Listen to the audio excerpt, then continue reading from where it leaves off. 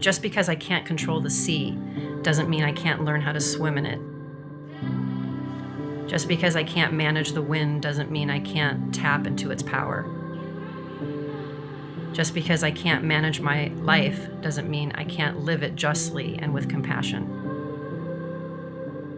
Manageability and control are beyond me, but living wisely and well are not. Welcome to Freedom Matters, where we explore the intersection of technology, productivity, and digital well-being.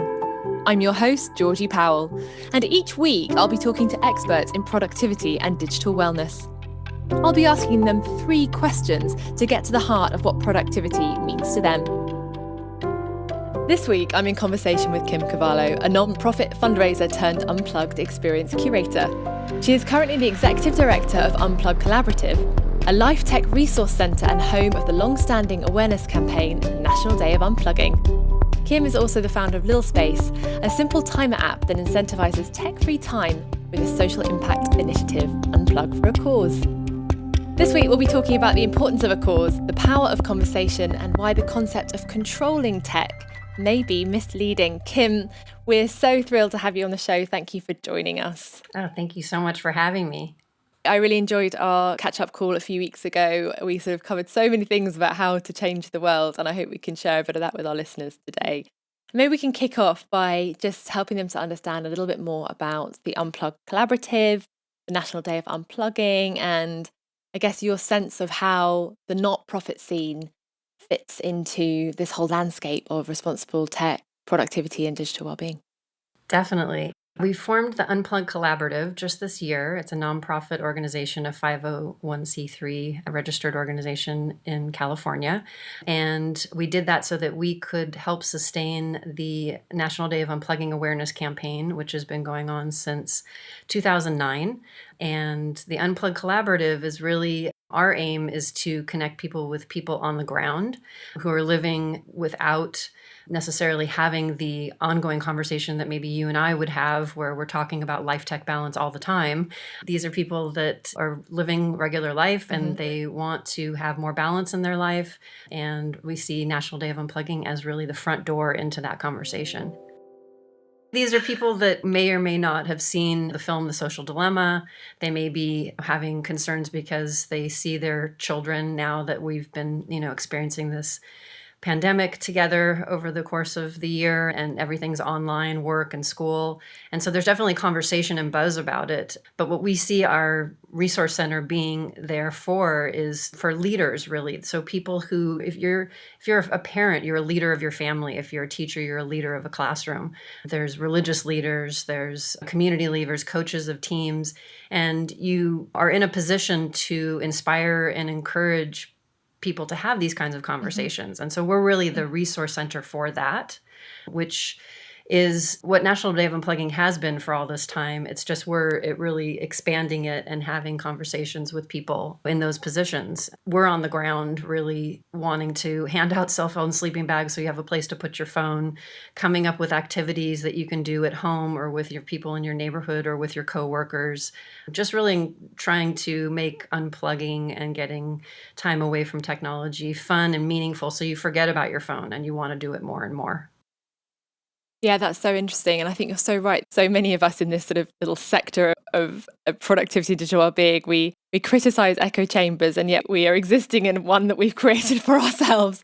And when we last spoke, I know you talked a little bit more about this concept of the digital divide, the second digital divide, and how for you priority was really reaching those people who hadn't thought about the concept of digital well-being before. Can you explain to our listeners a little bit more about what that is? Yeah, so we're really careful because we don't want to presume that people need something that they may or may not need. If I am not existing within a community and I'm not part of a community, I don't really know what someone needs or what a community needs until I ask and listen. And so that was another real exciting proposition for us in forming the Unplugged Collaborative, which, by the way, I did with my partner, Claudia Erickson, who had started the Unplug Village, which is in San Diego. And it was just wonderful that we were very aligned on this issue because we really wanted to bring this conversation to a lot of groups that that may or may not have been having those. And she was doing it at farmers markets, talking to parents while they were picking produce and just making it really fun. And I was doing what I was doing with Little Space, so we kind of came together for that. And we really, were excited about this idea that we could go into communities that either maybe English is not the first language, maybe there's a lot of stresses and challenges that are way beyond the concept of how much life tech balance there is in the home. But is there a way to introduce this concept? And especially during the pandemic, where there was all these wonderful nonprofit organizations that helped to bring iPads and laptops to schools that may not have had them before because they had to do it with online learning. But did they also include some kind of digital citizenship or digital well-being education to go along with that? I don't know. I'm assuming not. And that's what Unplugged Collaborative would like to explore and then see how we could reach those communities. Again, not presuming what they need, but asking them what they need. Amazing. And just seeding this conversation and getting it going. And I guess from your experience working in nonprofits, why does conversation work in changing the way that society exists or the habits that we have and the way that we live our lives? I think it's just the way that messages get spread. Obviously, we've seen it completely amplified in social media. And so it's the kinds of conversations and the quality of the conversation, the openness to listening. I think those are really important, qualities to bring into conversations. And we've seen this over the decades with the nutrition movement and fitness movement. And I'm excited. I like to think about the kind of the parallels between the digital wellness movement and the conversations about nutrition. That's kind of the definition of an awareness campaign, right? It's just you put out these concepts and then you cross your fingers that you've done what you needed to do to spread that news so that people talk about it and make changes that are healthy for them. Yeah, and I guess the question is, can that conversation happen quick enough in a landscape where technology is evolving so rapidly? Yes. And I think we talked a little bit about this. We're going to try, right? Yes, we talked a little bit about this because I really, in my own personal life, and it doesn't preclude me or stop me from trying to educate and spread awareness about things that I think are important. But I really do try hard not to worry. I've been told that worry is using your imagination for things you don't want to happen. And so putting a lot of energy into the idea that this is not fast enough or it's going to take over, to me, that's visualizing and putting energy into the world that that's what will happen. I like to imagine that the work that we're doing is actually making a difference. I'm hopeful about it. I feel like the kinds of conversations I know you and I talked about this where a few years ago, people would run away, if they were using their phone when they were around me and they couldn't understand what it was that I was working on. And now there's really not a person who doesn't understand that. They may or may not agree or think that there's a problem, but they do understand that overuse of technology has challenges and presents some problems for our mental health and for our relationships. Yeah, it's so interesting. So just coming back, because I think in the middle there, it was really interesting what you were saying about if you expect the doom, then it's going to happen. So let's not do that. But also this concept of control. Can you talk a little bit more about that? I still always use this idea of being able to control technology, but you reacted quite strongly against that when we spoke before. And can you just explain a little bit more to me why that is a problem? Yeah, I have a book that I really live by, and it's one of my favorites. A guy named Rami Shapiro wrote it. It's called Recovery, and it goes over how pretty much everyone in the world could really benefit from a 12-step program, that you don't have to have an addiction or an affliction. We're all kind of mesmerized and held back by the illusion of control. And I pulled out a quote. If you want, I can read it. It's from the book. It says, "Just because I can't control the sea doesn't mean I can't learn how to swim in it. Just because I can't manage the wind doesn't mean I can't tap into its power. Just because I can't manage my life doesn't mean I can't live it justly and with compassion. Manageability and control are beyond me, but living wisely and well are not. And I think that to me captures this essence of, if I'm going to try to control or tame this runaway train that it feels like, to me, it feels like I'm just going to get thrown off the train.